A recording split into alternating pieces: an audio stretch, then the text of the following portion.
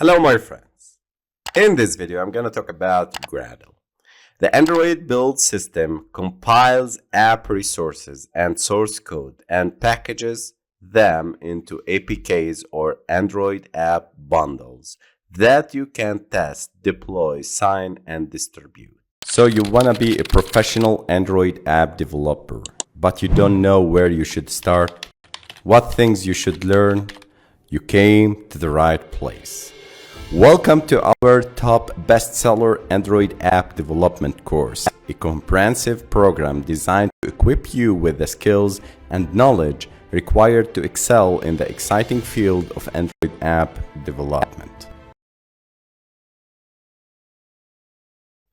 Android Studio uses Gradle, an advanced build toolkit, to automate and manage the build process while allowing you to define flexible custom build configurations. Each build configuration can define its own set of code and resources, while reusing the parts common to all versions of your application.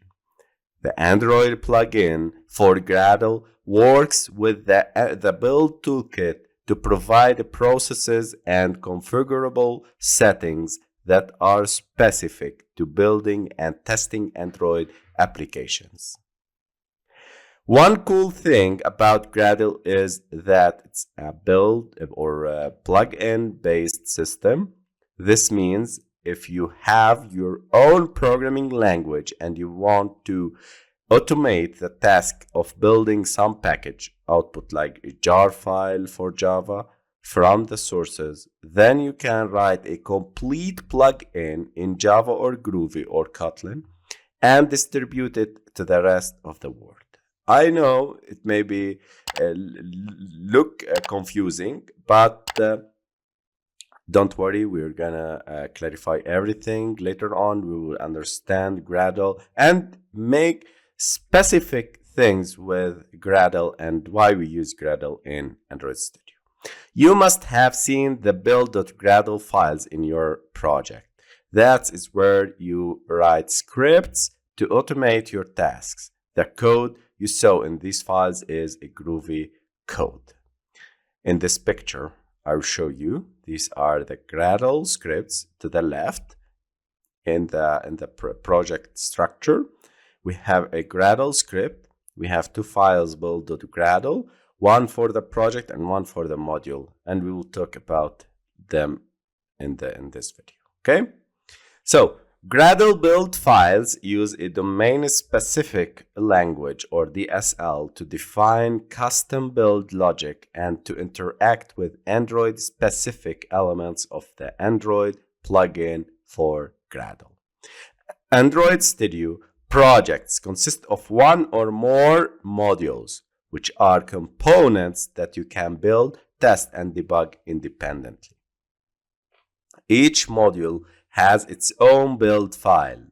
So every Android Studio project contains two kinds of Gradle build files: the top level build file and the module level build file. Okay?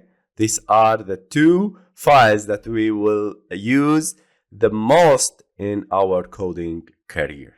So, top level build file, this is where you'll find the configuration options that are common to all the modules that make up your project.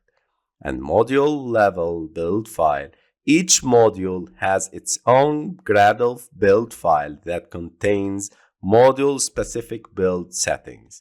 You'll spend most of your time editing the module level build file exactly like this picture, and rather than your project's top level build file. So we'll add dependencies, external libraries here in this build.gradle module level. Gradle-wrapper.properties, another file. This allows other people to build your code even if they don't have Gradle installed on their machine.